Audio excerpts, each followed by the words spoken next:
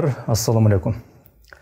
Ар бир элдин, ар бир улуттун өзүнө гана мүнөздүү, өзүнө тиешелүү бир улуттук духу бар да.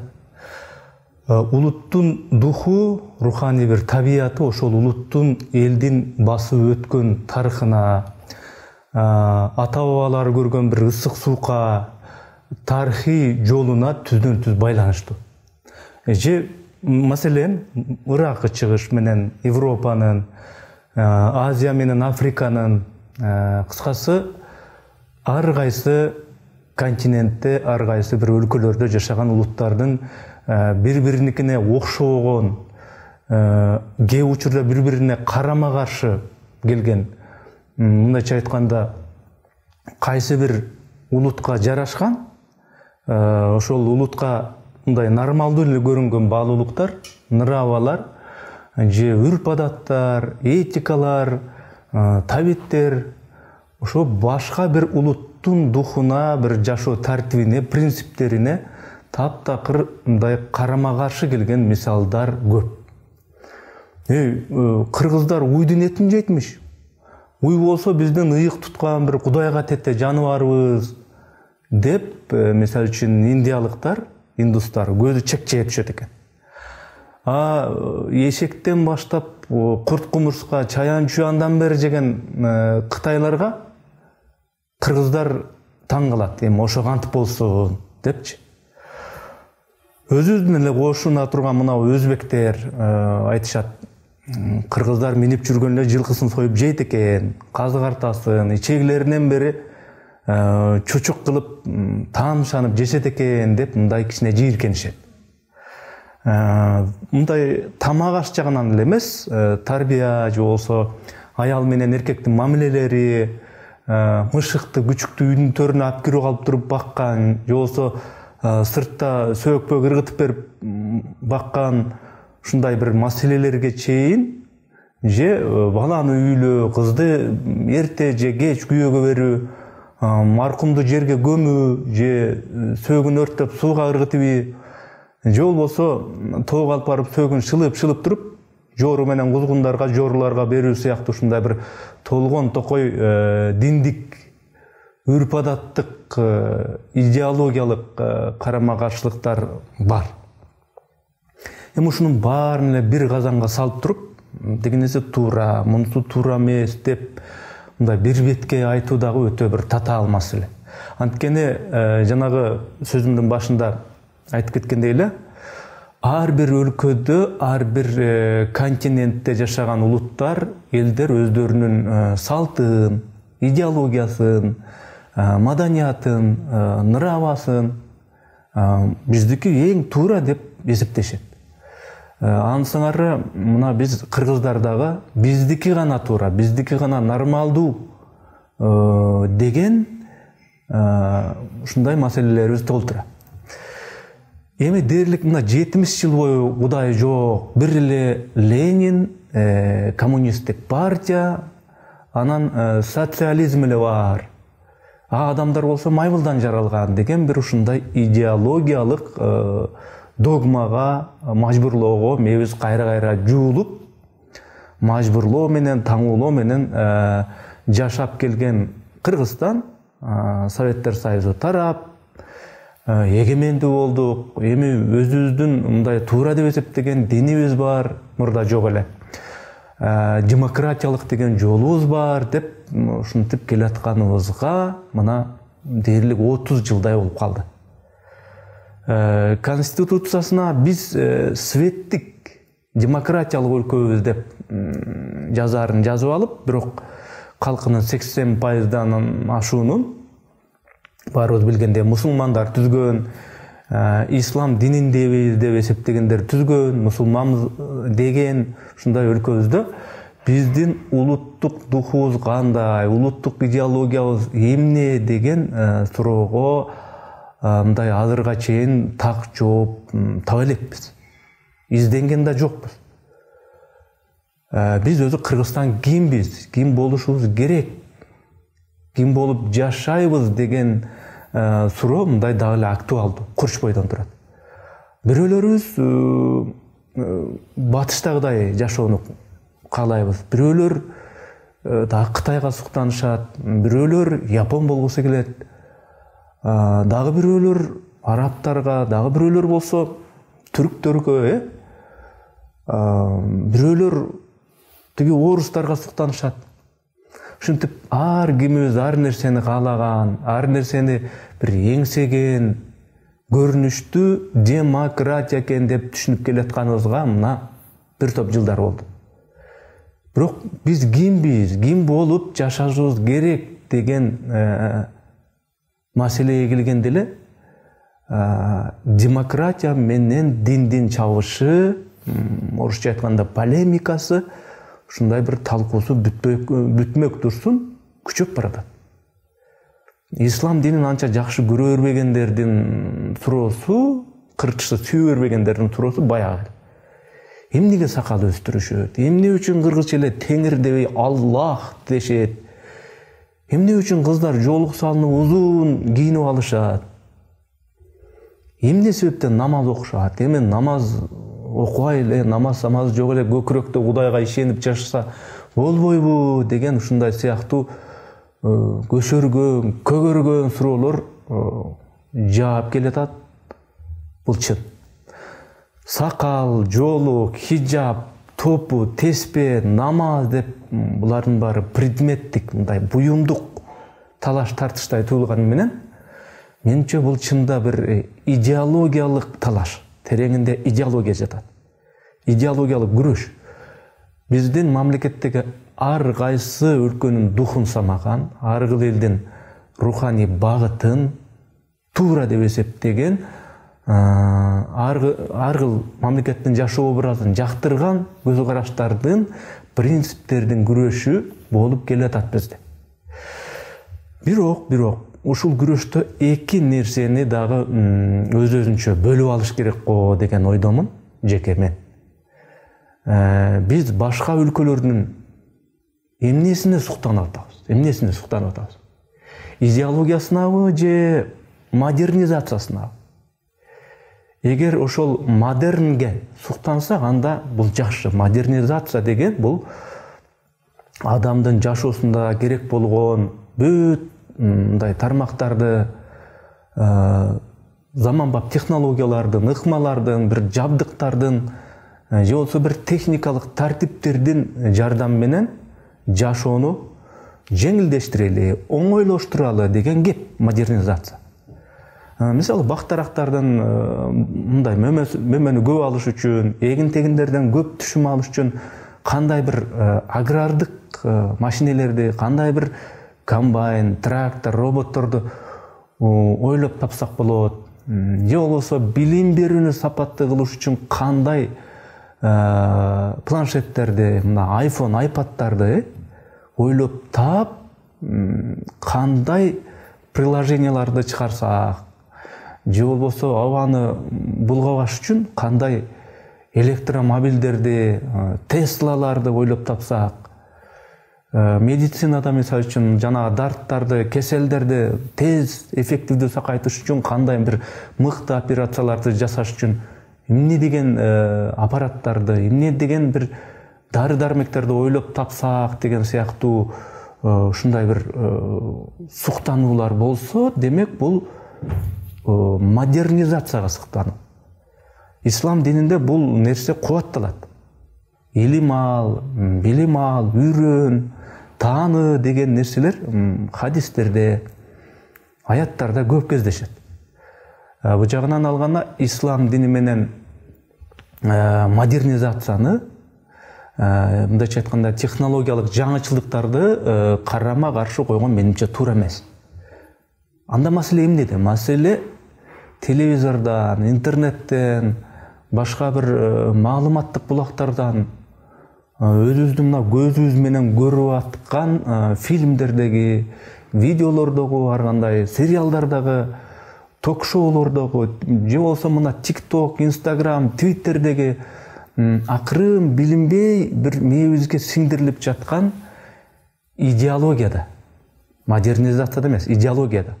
Ал идеология айрыкча мына жаш муундардын мээсине ата энеңе каяша кылсаң боло берет, анткени алар сенин балалык укуңду тебелебеш керек.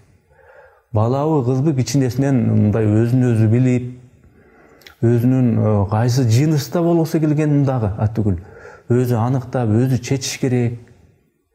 Эркекке күйөөгө чыгам десе, эгер кааласа, же аял болсо эркекке айланып, дагы бир аялды алат элем, баш кошот элем десе, бул алардын укугу болуш керек деген батышка мүнөздү. Батыштагы элдин аң сезими үчүн мындай бир нормалдуу эле бир көрүнгөн көрүнүштөр да. Балким бул нерселер ошол жактагы элдердин, калктын, улуттардын духу үчүн бул мындай кадырсыз эле иштир. Мындай чочуй турган, коркото турган деле нерселер эместир. Себеби орустун орустай, түрктүн түрктөй, өзбектин өзбектей, америкалыктын америкалыктай, жапандын жапандай мындай духу бар. Ар улуттун духу бар. А кыргыздын духу каякта калат ошондо? Же кыргыздарга улуттук духтун мындай кереги жокпу? Бир туруп оруска окшоп, бир туруп америкалыкка окшоп, бир туруп түрккө айланып, бир туруп өзбек же корей болуп, бир туруп пакистанча же арабча ошолордун үрп адатына ооп кете берген бир омо дух менен ушундай бир жүрө беришибиз керекпи?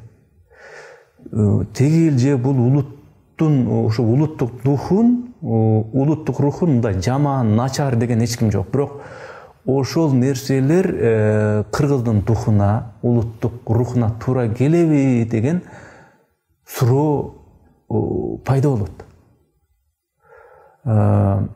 Американын ойлоп табуучулугу, жаңы технологиялар жагынан ушундай бир жаратмандыгы, идеячылдыгы бул өтө жакшы да. Бирок кеп азыр ал жөнүндө эмес, кеп руханий баалуулуктар тууралуу болуп атат. Америкага окшош болгусу келип, ошону туурабысы келген, мисалы үчүн индеец уруулары жашаган ушундай бир өкүлдөр да, азыр ошол индеец деген улуттун руху дагы, духу дагы жок. Демек, улуттун руху, духу жоголгондон кийин ал эл өзүнөн өзү эле жок болду деген сөз. Жашап эле атат, басып эле жүрөт, бирок өздөрүн индеец сезишпейт. Балким унутуп да калышкан. Элди эл кылып турган мындай бир салты жок. Баалуу наркы, дөөлөттөрү жок, жок болгон. Кантип бай жашаш керек, кантип көп акча табыш керек дегенди биринчи орунга коюп, ошол максат үчүн уят, сыйт, абир, нрава деген ушундай бир ыйыктыктарды нарака ыргытып салып, жан талаша берүү нормалдуулукка айланган. Батыштын капиталисттик нравасын нарака түртүп, бирок өнүгүү жолдорун өзүнө туура пайдаланган, өз өлкөсүнүн улуттук наркын бузбастан батыштын саясий, экономикалык, бизнес моделдерин, үлгүлөрүн ошол улуттун нравасына доо кетпегидей кылып ошентип колдонгон өлкөлөр да бар. Алардын бири мисалы үчүн мына Сингапур. Аны өнүктүрүү жолун тапкан биз баягы суктанган Ли Куан Ю. Же болбосо Жапан өлкөсүн алалы, жапандар өздөрүнүн улуттук иденттүүлүк деп коет го, ошол иденттүүлүгүн, жапанчылыгын сактап, ошол эле учурда батыштын модернизациясы жагынан өтө мыкты колдонуп, жашоосун модернизациялаган өнүккөн мамлекеттердин бири боло алды Жапан. Же болбосо дагы бир мисал, ислам динин карманган, өздөрү мусулманбыз деп эсептеген, мечиттеринде 5 маал азан такай жаңырып турган, орозо күндөрү орозо өзгөчө маани менен кармалган түрктөрдү алалы. Мына кезинде Мустафа Кемаль Ататүрк реформа жасап, батыштын модернизациясын, ошол Түркиянын өнүгүүсүнө ыгы менен пайдаланды. Бирок түрктөрдүн духун, нравасын, улуттук өзгөчөлүгүн талкалоого жол берген жок. азыр барып Түркиянын ушундай шаарларын барып караңыз эле. Мусулманчылык ордунда, ислам дини ордунда, ошол эле учурда экономикада, бизнесте, киреше түшүрүүчү тармактарда ушул маселеде рынок ыңгайлашкан, ушундай ийкемдүүлүк, либералдуулук дагы жай-жайында сакталган. Исламий диний принциптер дагы басмырланган эмес. Демократия эң ириде адамдын укуктарын, эркектин, аялдын, баланын, кыздын, карыянын, байбиченин же ушу баарын укуктарын тең карагысы келген, калыс карагысы келген өнүгүүнүн бир модель экени бул өтө жакшы нерсе. Бирок менимче демократия маселесинде ар бир өлкөнүн өзүнүн улуттук сыпаты, иденттүүлүгү, улуттук духу эске алынышы керек. Менимче демократия менен улуттук дух мындай айкалышканда, ширелишкенде гана, түшүнүшкөндө гана өнүгүү болот. Улуттук духтун ичиндеги дин, үрп-адат, байыркыдан калган нарк, илим-билим бири-бири менен каршылашпай тил табышуусу керек. Антпесе же улуттук духтан жок, же динден жок, же демократиядан жок, азыркыдай мына ара бөк, ара саат, же ары кетпей, же бери кетпей тура берген да. Мен батыштын демократиясындагы элди башкаруу ыкмасынын ачыктыгын, ким эмнеге жоопкер болушу керектигин, мамлекеттик казынанын эсебинен багылган президент, өкмөт, парламент, соттор жана башка ушул мамлекеттик структуралар, түзүмдөр, бийлик бутактары бири-бирин контролдогон, бири-бирин көп кетүүсүнө жол бербеген ушундай батыштык системанын калп эмес, чындап эле ишке ашуусун жактагандардын биримен колдойм ошол жагын. Бирок батыш тууралуу, батыштын демократиясынын бизге жарашпаган ушундай жактары тууралуу сын айтсаң эле, бул караңгы экен, бул террорист экен, бул мажахист экен дегендерди мындай такыр түшүнө албайм да, такыр түшүнбөйм. Батыштан грант алып оокат кылган кээ бир бейөкмөт уюмдар бар эмес, кээ бири ара чолодо ар кыл акцияларды, митингдерди өткөрө коюп жүрүшөт. Колдоруна кармаган плакаттарды, лозунгдарды карасаң, эми жакшы, сөз эркиндиги, демократия, ачыктык деген сыяктуу ушундай мүдөлөр бар. Ой азаматтар, кээ бирлери мынау оюн ачык айтыштан коркуп үйүндө бекинип отурушса, булар ысыкка суукка карабай сөздү эркин айталы, ачык айталы, ар иште калыс бололу, адилет бололу, адилеттүүлүк болсун, демократия болсун деп тартынбай чыгып атышат. Ой азаматтар деген келет да. Бирок ошолордун арасындагы эркек жигиттер мен төрөгүм келет, эркекке көөгө чыккым келет деген ушундай баягында ала-була көгүш жашыл байрактарды ураан кылып алышат. Кыздар лесбиянка боломбу болбоймбу, бул менин укугум деп кыйкырып атса, ошону көргөн жаштарыбыз орусча, кыргызча аралаштырып сөгүп, сөкмөктүрсүн ошол сөгүшмөйдү шоуларга, YouTube каналдарга коюп алышып, анан ошого аттуу баштууларды эле чакырып, аларды кошо сөктүрүп, өзү сөккөн аз келгенсип. Анан бул менин укугум, каалоом, ким көргүсү келсе көрө берсин, көргүсү келбесе көрбөй эле койсун, мен мажбурлаган жокмун деп мурдун балта кеспей ушинтип турса, анан ушун баарын байкап туруп, батыштын эми ушундай идеологиясы жаман. Аны деп ошону туура деп турагандар да жаман. Аны жактагандар да жаман. Анткени алар ушул улуттун духун жок кылчу, динди, дилди, талкалаачу жолго түшкөн атат деп сын айтсаң эле сакалчан, мажахет, террорист болуп калат экенбизби? Бул адекваттуу жет өлчөп биргесилген таразаланган сын. Биз эч кимди биздей болгула деп мажбурлаган жокпуз. Өзүбүз ушундай болгубуз келип атат, ушундай болуп атабыз. Эч кимге залалыбызды тийгизген жокпуз. Көгүшпүзбү, агышпызбы, лесбиянкабызбы, жүрө беребиз. Эркегибиз аялга, аялыбыз эркекке айланып, кантип жашагыбыз келсе, ошол каалообузду аткарып атабыз. Деген ушундай бир ураанды көтөргөндөргө айтып койчу сөз. Намаз окугандар, сакал койгондор, силерге бизге окшоп намаз окугула, сакал койгула деп өздөрүнүкүн артыңардан колап жүрүп таңуулаган жок. Же болбосо мына калпак кийип кийиминди жаттагандар, мына биздей болуп калпак кийгиле, кийиминди жаттагыла деп артыңардан сая түшкөн жок, ураан чакырган жок.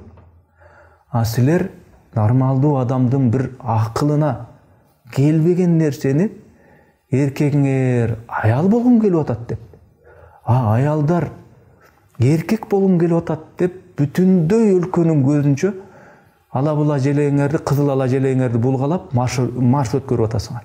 Ушул туурабы? Кээ бир Европа өлкөлөрүндө гейлер, лесбиянкалар, дагы башкалары жарым жылаңач, кээси жып жылаңач болуп, жылына 1-2 маалбы, 3 маалбы ошол өздөрүнүн борбордук көчөлөрүнөн не деп коет, баягы карнавал өткөрүп турушат. Анан мына кийинчерээк силер дагы ошентким келип атат, анткени ал биздин укугубуз деп силер биздин ала тоо аянтыбызга эркек менен эркек өбүшкөн, кыз менен кыз жытташкан, сорушкан, ушундай бир батыштагыдай карнавалды биз дагы өткөрөлү деп чыкпайсыңарбы?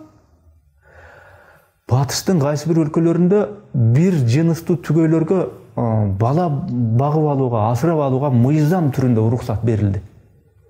А кээ бир өлкөлөрдө ошондон дагы аша чаап, үй бүлөдө инцест деп коет. Инцесттик мамилелерге мындайча айтканда атасы менен кызы, апасы менен уулу, агасы менен карындашы бири-бирин сүйүшүп, махабатташып, мамиле кыла бергенге жол берген, уруксат берген мыйзамдарды кабыл алышты. А силер эмне келечекте ошондой каалоолорду дагы, ошондой нерселер дагы мыйзамдаштыргыла деп талап кылып, демократия, адам укугу деген шылтоону жамынып алып, шылтоо болуп, кыйкырып чыкпашыңарга эч ким кепилдик дагы бере албайт. Кепилдик бере албайт. Ушундай балекеттер улуттун духуна, өлкөнүн бүтүндүгүнө, келечегине, тигил же бул динге, ыйманга гана эмес, үй бүлө деген баалуулукка, үй бүлөлүк институтка, атанын атадай, эненин энедей, уулдун уулдай, кыздын кыздай, эркектин эркектей, ургачынын ургачыдай ушундай болушуна каршы келген апаттар. Силер ошону каалап атасыңар.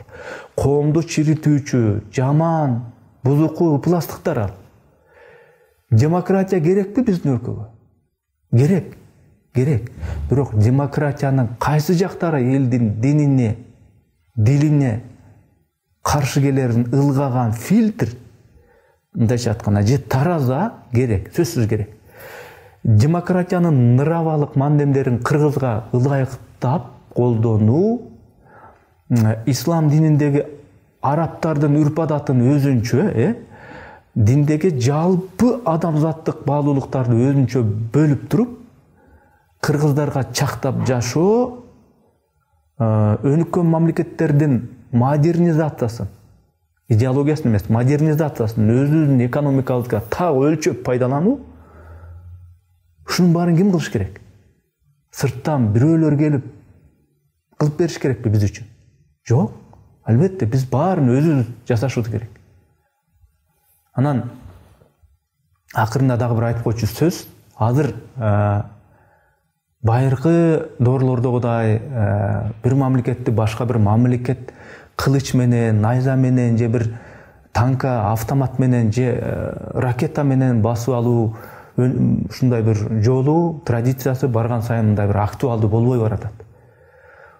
Соңку кездерде байкап турсаңар, адамдардын акыл эсин, рухун, маданиятын, дилин, тилин билинтпей талкалоо менен индейистердей кылып өзүнүн ким экенин, каяктан экенин, каяка барарын билбеген бир маңкурт кылып салуу технологиясы күчүнө кирип аткан кез.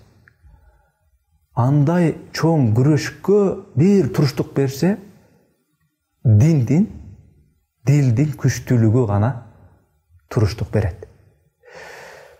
Бизге ойлонсун деп акыл эс, ден соолук берген, жашаарыбызга, үй жей турганыбызга ырыскы насип кылган, эмне максатта жашап атам деп ойлонуу үчүн бам парасат берип, тирүүлөрдүн, жаныбарлардын ичинен адам кылып жаратып койгон Кудайга, жаратканга, Аллага чексиз мактоолор болсун. Тынч аман болуңуздар, жакшыны жайылталы.